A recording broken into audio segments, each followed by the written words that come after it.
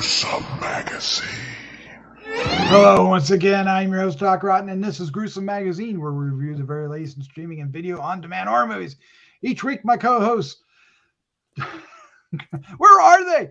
Brian W. Smith and Christopher G. Moore will join me to look at very spooky, scary, and gory genre offers. Tonight, we are doing Cocaine Bear. This is a train wreck, but it is all mine. All right, let me introduce the rest of the crew, starting off with Christopher G. Moore. How you doing, sir? I'm doing well. Are we on cocaine today, Doc? I don't know what's happening. I thought I put sugar in my coffee, but evidently, yeah. StreamYard is on cocaine today. All right. Also joining us is Brian W. Smith. How you doing, sir? I'm doing well. Thank you. Welcome to the show. You ready to do a little Cocaine Bear? I once was enough, It was an experience. He's not bearing the lead. All right. What we're going to do tonight is we're going to review Cocaine Bear. We're going to start off giving you our first impression. That first impression will be spoiler-free. The bear does coke. That's all you need to know. Then we'll get into a discussion about it, and there will be spoilers to be had there. And then we'll wrap things up with our score 1 to 5, and our favorite scene. And of course, we hope you enjoy not only this review, but many others that we have on the site. And if you do, please hit the like, subscribe, and share with a friend. Buttons. Each click will help us find more horror fans like yourself. Yes. Do it. Do it. All right, let's take a look at the card. Cocaine Bear, 2023 from Universal Pictures. Available in theaters beginning February 24th, 2023. An oddball group of cops, criminals, tourists, and teens converge on a Georgia forest where a huge black bear goes on a murderous rampage after unintentionally ingesting cocaine. Directed by Elizabeth Banks, written by Jimmy Warden. Cast includes Keri Russell, Alden, Ehrenreich. Am I close? O'Shea Jackson Jr., Ray Liotta, Isiah Whitlock Jr., Brooklynn Prince, Christian Convery, Margo Martindale, Jesse Tyler Ferguson, and Kristofer Hivju. I mispronounced some of those names. I am certain. I would assume so. But that's just what I do. God, I'm never going to live that down. Never going to get it right. All right. Cocaine Bear. We've been watching this film approach with trailers and with high anticipation. So finally it's here.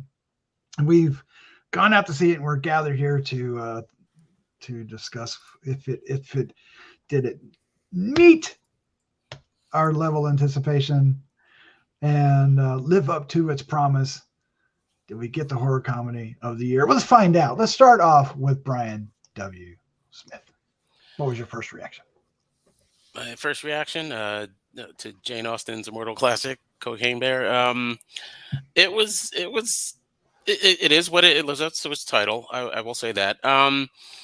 My only issue with it was it felt like not even two-dimensional. It was sort of like a one-dimensional. It was sort of like a adaptation of a live action Adult Swim cartoon. It didn't feel particularly grounded in any kind of. I know it's based on a true story. I know they're going for that sort of horror comedy type thing, but I don't know if the horror was necessarily strong. But I mean, the bear scenes were great for what they were.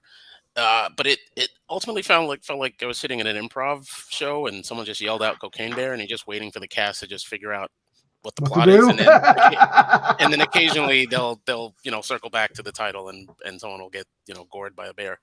It's and fine. do they? And do they? Yeah, I mean, like I said, the bear scenes were fine. I think the direction on that end were great. I think the script just needed a little more focus, and I think there's some clunky characterizations and it was overly thinly drawn. I think it sort of runs its course, especially you feel it towards the end. Some of the dialogue gets a little weird, but overall it is about a bear that's hopped up on cocaine and the occasional gory scene and stuff, so that was fine.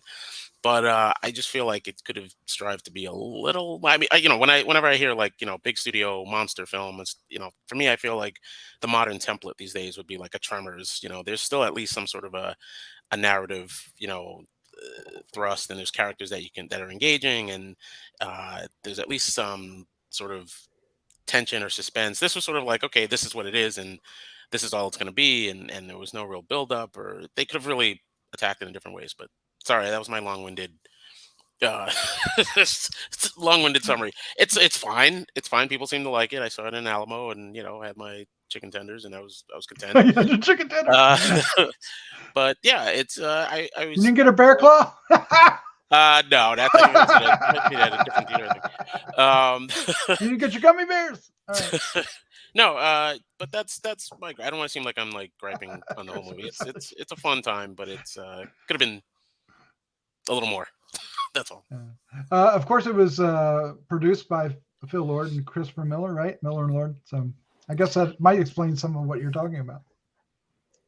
Yeah, they're just sort of like feeling their way around the story and letting the actors just sort of do their thing, and yeah, definitely. I felt that vibe. Christopher G. Moore, sir, award-winning filmmaker that you are. Also, before we get into it, congratulations on your screening over the weekend at Nevermore. Thank you. I It was a lot of well. fun. Yeah, two great screenings and a lot of great response from people. And they actually had another film that had Angela Bettis from May was there. Oh wow! Oh, nice. So yeah, it was a nice. really fun weekend, and I was kind of sad that it was over with. But but I did see this before I went, and how dare you call out improvisers as someone who was a comedic improviser for 7 years. I love pardon my French, I love the shit out of this movie. And I didn't come here for a grounded movie. If you wanted a grounded movie, if you wanted to base it on the real story, the bear had a heart attack and died. It didn't maul anybody. You can't consume that much cocaine and actually live. I came here for a goofy, fun time, and this is what this movie is. It's a goofy, fun time, and even the director mentioned like certain influences, like Pulp Fiction, even Evil Dead, which I saw those visual influences throughout. Yeah, is it a perfect movie? No, it is a little bit stilted in places, but I had so much fun. It was even more fun because I had this it was an older black lady that was sitting next to me, and there's like one. Speaking of bear claws, there's one where there's like a jump. There's a part where people jump, I guess, when the claw comes around the tree or whatever. Yes. And she knocked her. They have like these silver popcorn containers. It literally went up in the air. Nice. And then the rest of the movie, I think she didn't realize how gory it was going to be because she just kept covering her eyes and said, Jesus, oh God. Throughout the whole film. And here I was feeling like I felt kind of weirdo because I'm just laughing my ass off. I loved it. This film was, it is what it is. It's not meant to be Shakespeare. It's not meant to be Citizen Kane. It's not meant to be a Scorsese film. This is just a fun, goofy film. And it kind of reminded me of some of the goofy films from like the 80s and 90s and stuff, where I really don't think you can hold like a regular, even a screenwriting or a filmmaking structure to it, because it's just having a little bit of fun, and I'm glad that we're seeing sort of something really fun in the theaters. Everything doesn't necessarily have to be a Marvel film or any of these other films. And it was a good time, and especially with a whole group of people where everybody's laughing, even the little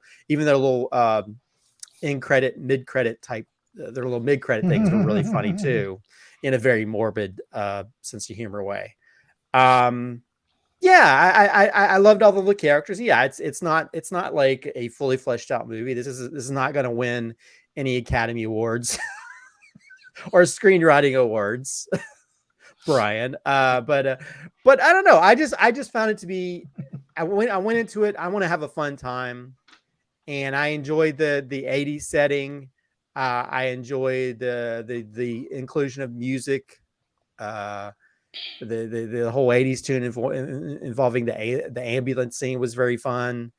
And it had a lot of really great kind of gore gags. It probably could have went, I guess, further, but it was still pretty gory because I mean there's some pretty hands being ripped and all kinds of things. Like, oh, guts coming out. Guts yeah, coming yeah. out. So and I think you can see the influences, and I thought it was great. You had like almost like you almost had like a Sigourney Weaver versus the alien type moments, you know, between a mother and another mother. So yeah, I don't know. I had a blast in this film. I didn't go into this thing expecting any kind of, you know, this is not going to be the 2001 of horror comedies, but I just went into it and I got what I expected, if not more. I just got so many great laughs and so many great moments. And, you know, I kind of just want to I want to watch more films like this. So if they have other animals attacking, I'd be all for that. So yeah, I enjoyed this film a lot.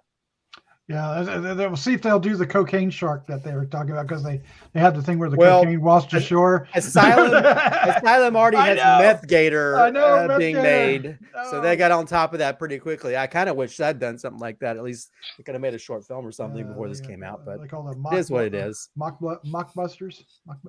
Yeah. Anyway, I had a great time with this. This movie delivers on the premise. It is imperfect, and which imperfect enough to keep it from being like top 10 for me, but I think it's going to be a movie I definitely remember, and I think over time when I look back at this year, I think this movie will stand out for a longer period of time. So it's interesting, this movie, because the flaws in it, I think the film will outlive the flaws. Does that sound weird? It sounds weird, right? But like for me, there's some editing flaws that really, you know, there's some like, hey, you remember the guy we stepped over, and we get a flashback to, you know, there's some weird things that they do. Yeah.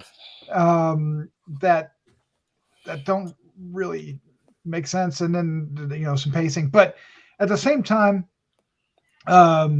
it's heavier on the comedy than it is on the horror, but the horror is in the gore, not the scares. But apparently a couple jump scares did well in your theater, Kristofer. Mm-hmm. But at the same time, I had a ball. I had a blast in this, but it was kind of, despite myself having a ball. I'm not as sure as I'm as up on it as you are, Kristofer, but at the same time, it helps that the cast is a lot of fun, especially the kids, because the kids could have been a problem in a movie like this, right? But they are so good. And the one kid is like from, what is it? Sweet Tooth. He plays the Sweet Tooth.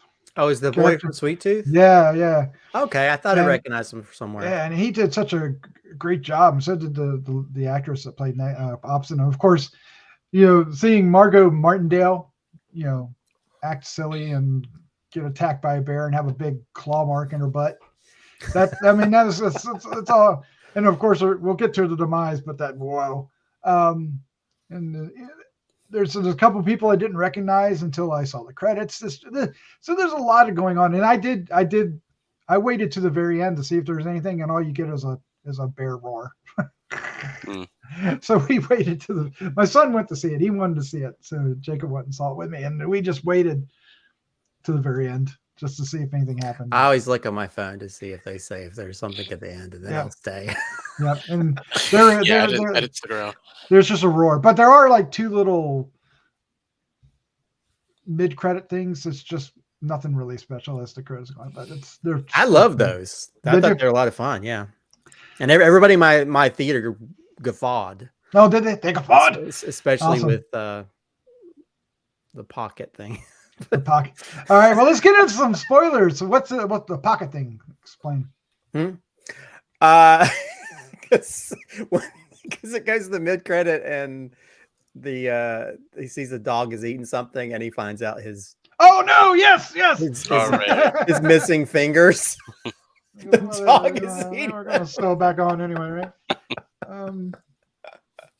So I didn't necessarily go into this expecting a grounded type of series. I know the real story, and I know that obviously Yeah. ended very quickly for the bear. I just think in terms of like I said, when I mentioned like something like a Tremors or something where you have like a grounded in at least like the characters, I thought maybe there would be like some. I know there'd be the humor and that sort of thing, but I kind of either wanted them to go full on with some of the horror or balance the comedy with it. I feel like I see a lot of horror comedies where the characters don't necessarily take the situation seriously enough to make to make the horror work, and then the comedy sort of it either works or it doesn't, that type of thing. I don't know. It was just sort of like there were a couple of really good suspenseful tension moments that I think when you have the audience just like keep it going, and then the laughs can come out of how the characters respond to it. I think here it was just sort of there was a lot of setup for a lot of thinly drawn characters that really ultimately it didn't really matter because they're all just going to get killed off. But I don't know, that was just my gripe. Well, there's certainly a lot of surprising scenes. The gunshot, the That didn't quite make sense to me, and even the Oh edit my you God. mentioned later about the remember the body we stuff, like things Oh, like that that was just so weird. started coming out that were like clunky, and I was just like, what are they Well, doing? Yeah. Where But the shot to the head, man, I know just we're shocked me, supposed and to I just thought it sort was of like hilarious. sit back and let it happen, but at the same time, it's like let's not just sit back and well, let it happen. but again, Let's be better as writers. but at the same time, it's all subjective. You know what I mean? It's like humor is subjective, horror is subjective, and when you mix the two, people either like it or they don't.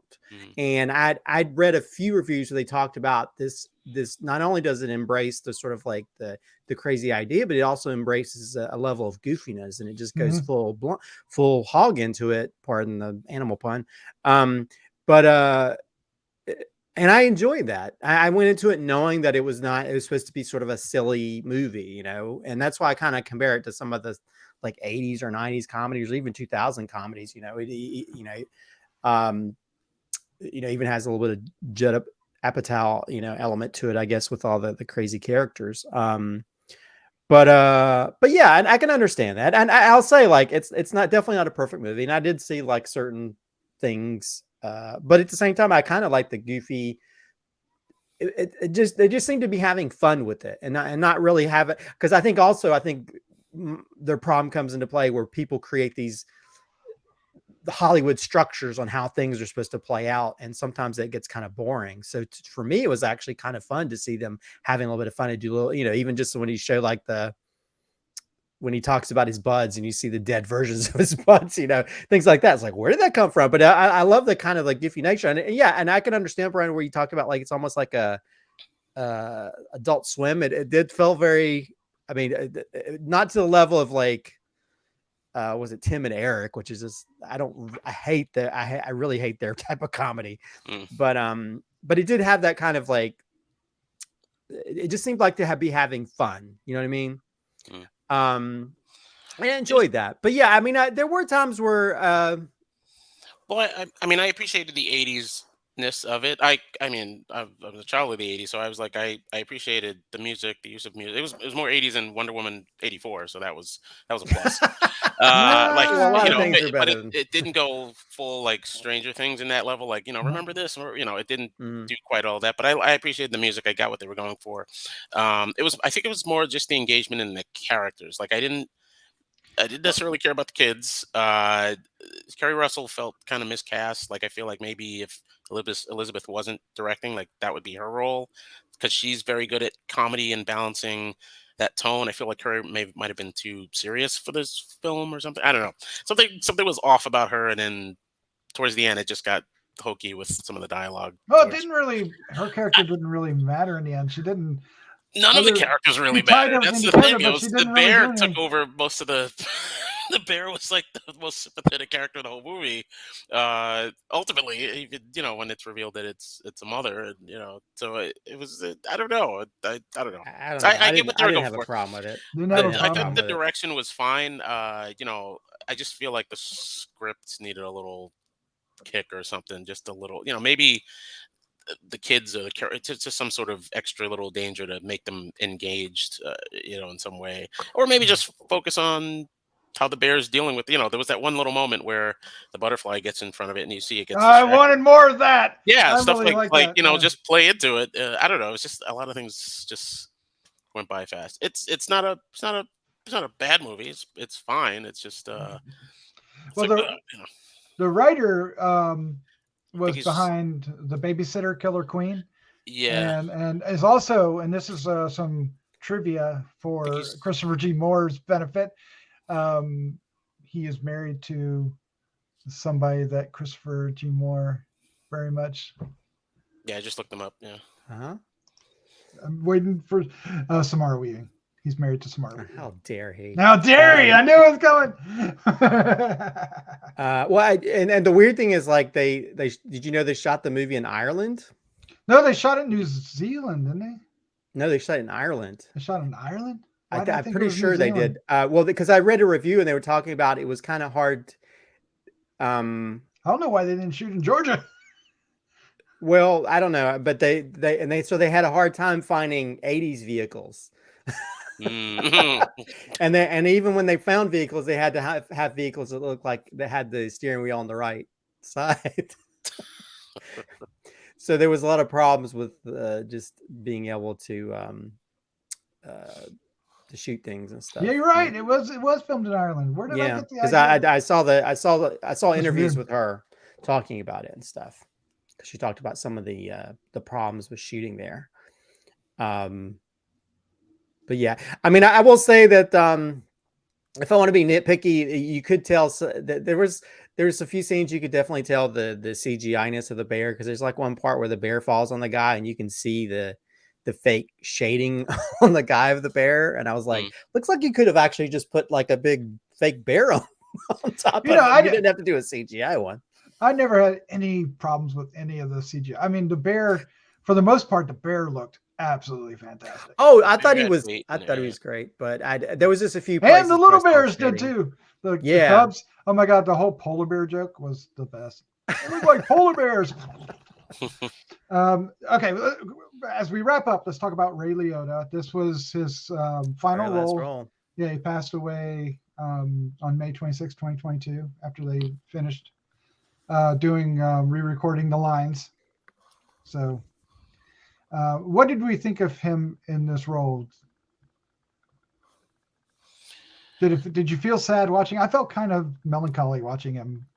I was like, oh man, he's gone. I don't know. I mean, he looked like I thought he did a good job of being, in terms of casting. He kind of looked like he could be the guy's dad.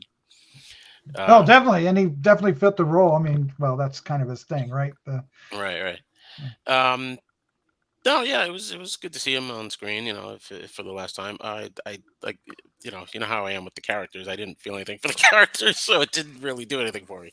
It's like, well, he was a villain, so you don't. He was the villain. You wanted to bite it, so yeah. I thought it was funnier when he was wherever they originally were, and he was watching the grandson, and he just didn't give a shit in the about ball the pit.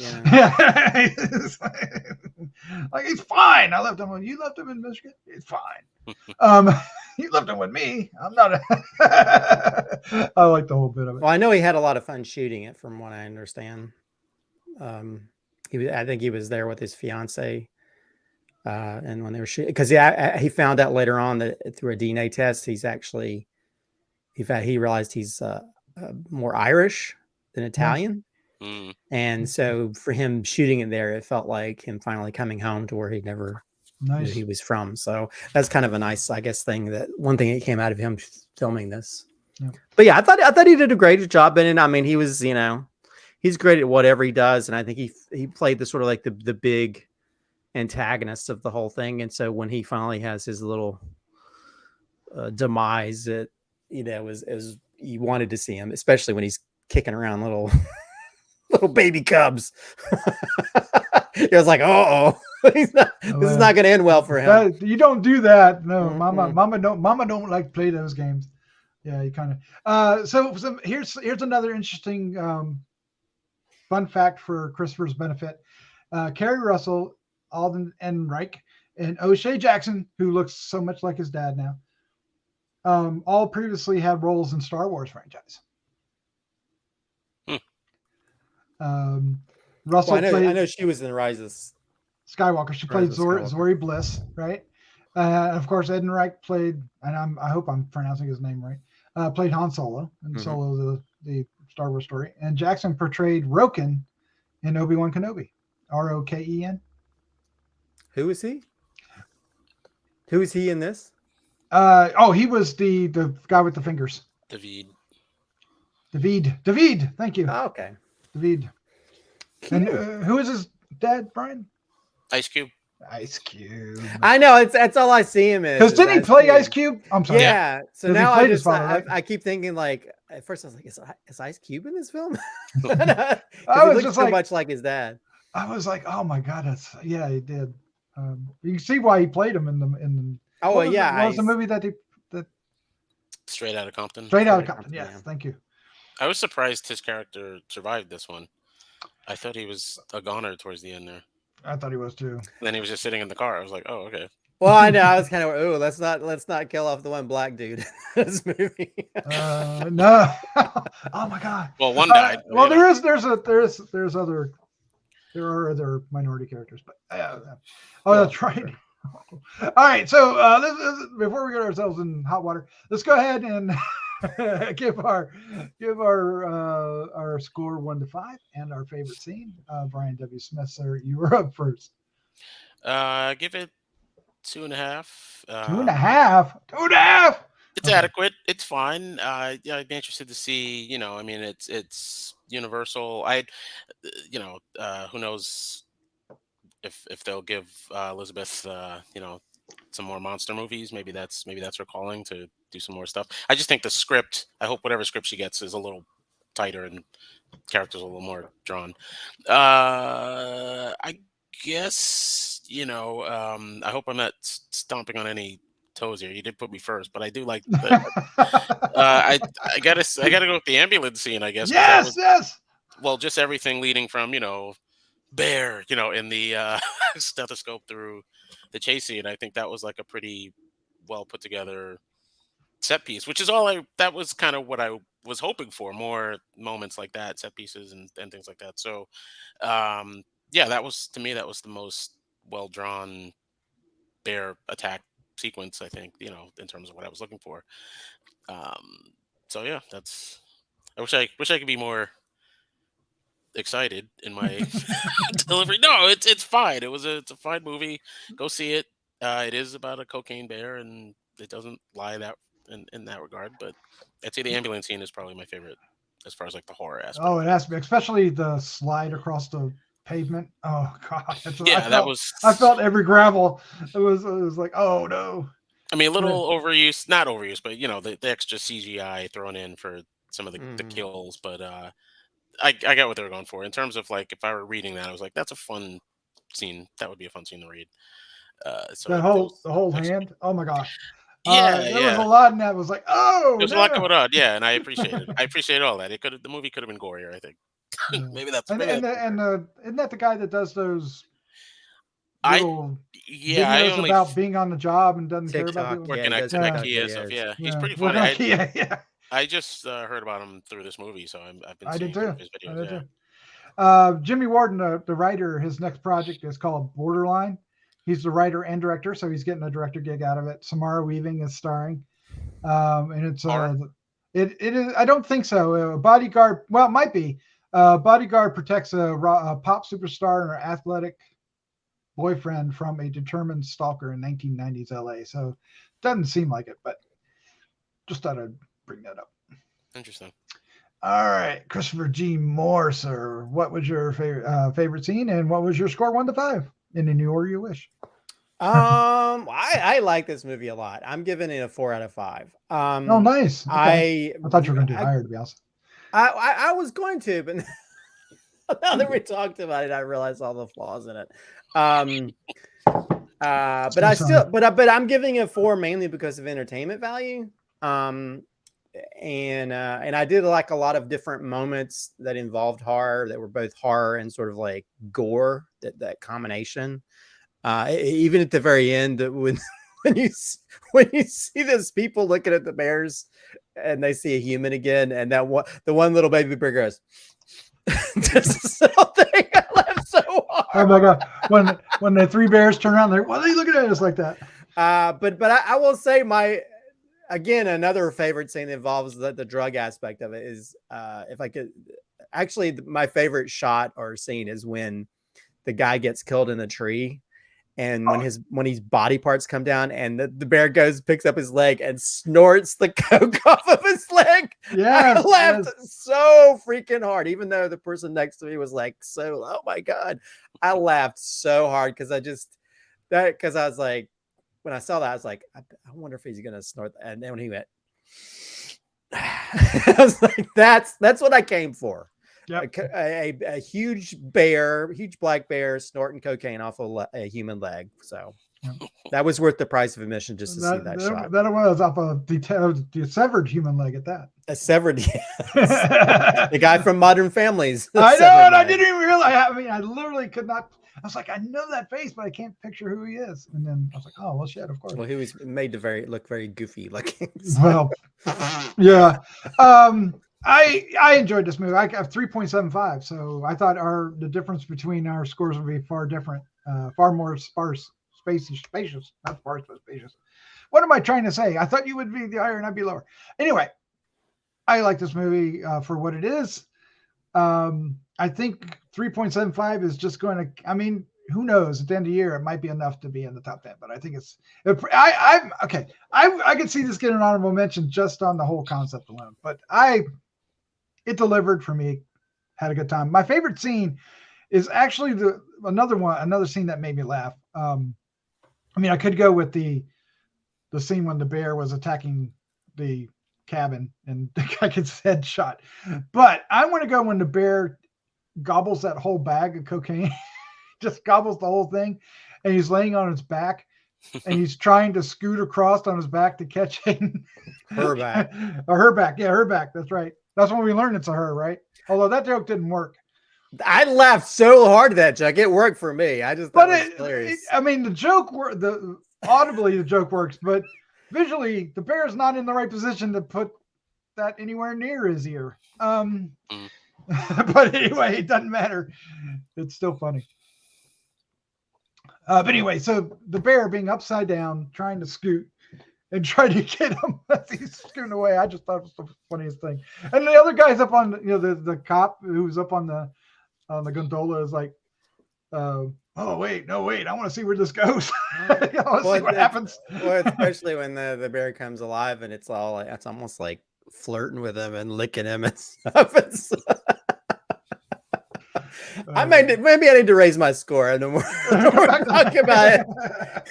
Depends on what scene you're talking about. Yeah, because now I'm going back to Happyville. The reason I enjoyed it so much. So. I did. Okay, I think the best shot with the bear, though, the one that impressed me the most was when they're at the waterfall and the bear comes up to the top of the waterfall and has that great scene with the the moonlight in the background and stuff. That was a good shot. Yeah, that whole shot, which is sort of takes place in the moonlight, was really well done and color corrected to sort of make that look cool. So there's a lot of CGI elements in that still looked kind of cool. I mean, as I went home, I started thinking about the ranger station sequence where, like, the logistics of it, and that doesn't work at all. That started bothering me too. Like, it doesn't work at all. You can't put logistics into comedies. None of the logistics. Yeah, you can. Yeah, you can. You could sort of. Yeah, you can. And that just kind of that knocked the point off. I was just like, I do like the idea that that's where the cartoonish aspect comes in. Like, I could see this becoming like a Saturday morning cartoon. If this were the '80s, they would have made this like. Well, but I think that's the goofiness of it. It's more. It's definitely more cartoonish. It's yeah. So I guess the blonde-haired kid got away. Did we ever see him again? Yeah, the kids got away. Yeah, they both got away. Well, no, not the young kid. The teenager kid. kid. The teenager. Did you not watch the end credits? Was he in the end credit? He got the bag and went off, and he's the one that had the bag, and this guy stopped on the road. Did you not watch the mid-credit sequence? Did I miss that one somehow? It was in the mid. It was Just like mid right credit, after. yeah. And I saw the mid-credit bears sequence. and I saw the fingers. Mhm. Well, no, there's a mid-credit sequence where the guy he's hitchhiking, he's got one of the cocaine bags. Oh, yes. Okay, He's hitchhiking, and then he puts the cocaine bag in the back of the thing, and there's a bunch of like of rams. sheep. And he's I like, did see that. I did. Like a see that. second, like, no, let's not No, start no, this no. all over again. I was like, now I Cocaine know where sheep. they can make a sequel. All right. Well, there you go. I think we could probably talk about this for another 30 minutes if we wanted to, but because we could talk about the direct. I think Elizabeth Banks did a great job. This is her third feature. And I like both her other features. She did the remake of Charlie's Angels. I didn't see that one. Which was, if it was called something else, would have been all right. I mean, No, direction wise, it was not good. good. And then she also did the second of the Pitch what is Perfect. it? Pitch Perfect. Pitch Perfect. And of course, those films are fun for I what don't they think are. I don't know if I saw that one. I've never seen one Pitch Perfect. Oh, that's a shame. Oh. And Elizabeth Banks is hilarious in Pitch Perfect films. But anyway, there you go. That's our review. She's good with comedy and deadpan and satire and stuff. I'd be interested to see if her do if they do a Naked Gun, to see if she could direct that or maybe be in it or something. I think she has that stuff, especially on like 30 Rock. She has that range to play like that type of comedy.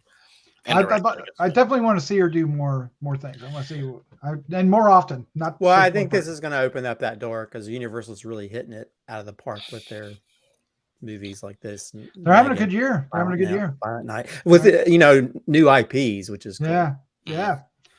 And low budget, getting good returns. So I think it shows you how you can, make money in this post-COVID era. So anyway, Yep. Let us know what you think of Cocaine Bear in the comments down below. We'd love to hear what you think. Brian, Kristofer, thank you for joining me. This was a lot of fun. How did the bear get into the room with the Just don't overthink it. I'm never gonna watch any crazy comedies with you, Brian. Because I like crazy comedies. I like when they're well thought out. That's all. I still like the little cubs coming up out of the bag and looking like polar bears. That was great. Anyway, let's get out of here. Let's say good night. Good night.